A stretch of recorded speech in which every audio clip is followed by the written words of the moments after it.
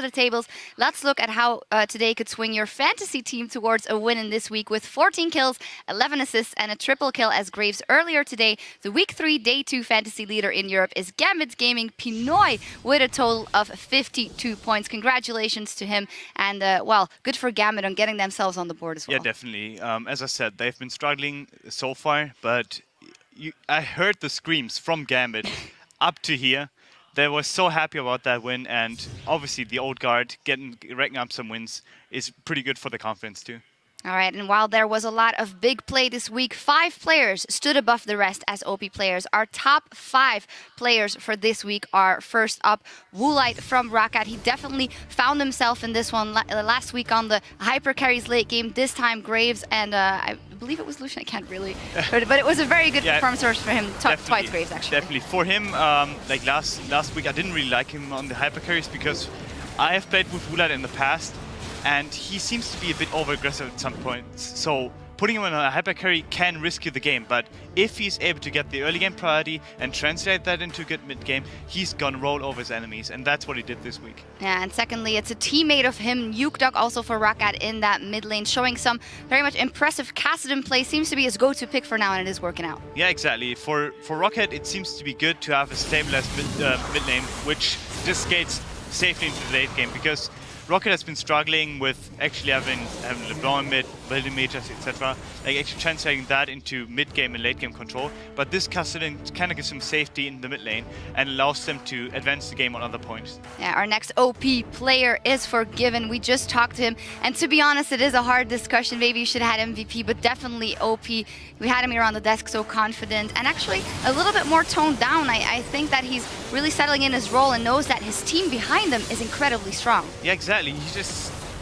shows confidence. He doesn't seem to be edgy or anything like that. He just knows that the team that he's playing on right now has the potential to not just be the best in Europe, but potentially be a threat at Worlds. Next one that is up is Shook. His play here today on Rengar and yesterday was lethal. Didn't come through the end, but you said it as well. If he's able to get going early, he loves doing that, and he can really get his team rolling. Yeah, I've always been a fan of Shook when he gets kill priority lanes and actually kill lanes where he has a CC coming in from his mid lane or from his top lane. Like we saw the same thing with Lee Sin Irelia combo at Worlds, for example, which they harmonize beautifully with. Shook is someone that if you give him the right combo, he's gonna snowball because he knows how to do it from solo queue, from hours of playing it. And he's gonna carry the game, and he tried pretty hard today. They were ahead at some point, threw a bit, but nonetheless, Shook had a lot of early game impact, and you really gotta give him credit for that. Yeah, you mentioned the snowball. Our last OP is Freeze on Draven today. Fantastic performance. After he got that first blood, he was like, yes, I am going to carry this. Yeah, he just saw the gold raining upon him. He's like, yeah, this game is OVER.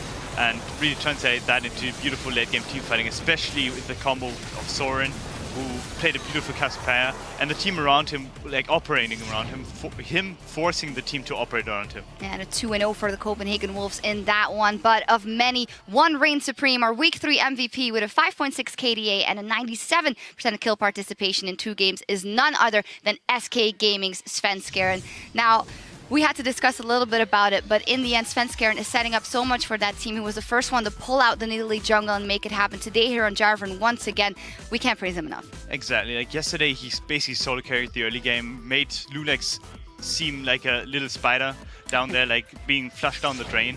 And today, again, his engages and his decision-making in teamfights basically carries SK throughout the bad phases that they had during this game. And I don't know who the shot caller is for SK, but as Forgiven said, like everyone does the calls, especially when you're behind. Like I actually want to give it to the whole team, but you just can't do it. Svenskeren just stands out because he solo carried yesterday and did a really good comeback today. Yeah, SK Gaming doing well. And what a week overall here in the European LCS. But we will continue next week as the Giants Gaming take on Gambit. And the Unicorns of Love will go up against Rakat as they jockey for a position in the middle of the table. Any matchups you have your eye on? We see that Unicorns of Love, Rakat. Copenhagen Wolves are up against SK. That'll be actually, that would be an interesting matchup because we have so many ex-CW players like walking around the stages here, like Woolite, then you have Freeze, like who's a current CW player. But like you have so many people that have been on CW, and seeing Forgiven facing his old team is really like it's gonna show his poise because he must have been mad after that spring split. Maybe I had something to do with it too, so sorry for that. But he's gonna come out and try to prove a point that he is the best AD carry and no AD carry can replace him. That's actually why we got you over here, just reunion time and having fun. Thank you. No, just kidding. And of course, those games of the European LCS next week, they all start at 6 p.m. Central European time, and that is 9 a.m. Pacific. But you won't have to wait until then for more LCS. The North American League Championship Series picks back up tomorrow at 9 p.m. Central European time, noon Pacific, with Gravity versus Team Impulse. And Winter Fox will go up against Counter Logic Gaming to close out the day. Well, you'll be seeing your buddies TSM there again as well. Any match or any game that you're looking forward to? Yeah, obviously the TSM game. Like I really was doubting like how TSM could actually like reproduce their success in the late stages of the season 4, where we basically qualified for Worlds. We did well there, and then they had the kind of slump after I left when they played at IEM, got demolished by Unicorns of Love, but they seem to have caught themselves so well, and I just want to basically see them happy, because quite frankly they are my ex-teammates and you can never root against them. They're all great personalities, and I'm going to look forward to that Dignitas TSM game, especially because Dignitas has a replacement coming in for Crumbs as far as I know, and it's going to show whether or not that was the right move to go. It's fantastic of you to see all that love you have for all your own teammates. Wishing them all well. Until I got too many of them. I got too many of them right now. Well, that all starts tomorrow, but if that still isn't soon enough, you can head over to the Challenger VOD Hub right now at lolesports.com to see every qualifying match for the upcoming Challenger Series season. Amazing, your team Origen just qualified early this week. Congratulations, it was a close one, but how do you think that the rest of that is going to go and your chances on getting in the LCS here? I think they're going to be good, because we have scrimmed a lot of LCS teams. We have scrimmed all of the Challenger teams, or most of them, and we have gotten good records against them, so I'm confident in that. But it was really scary, to be honest. Like, I've never felt so much stress in my life. Even this caster disc, I'm completely fine with it. But playing for your job is the craziest thing ever. And I try to avoid it by joining TSM at some point. Like, you don't have to play for your job anymore necessarily in relegations, because you can't expect that. Hey, you never know. But well, I'm there again, so I gotta pull through. Well, on top of that, you also did a fantastic job here on the desk.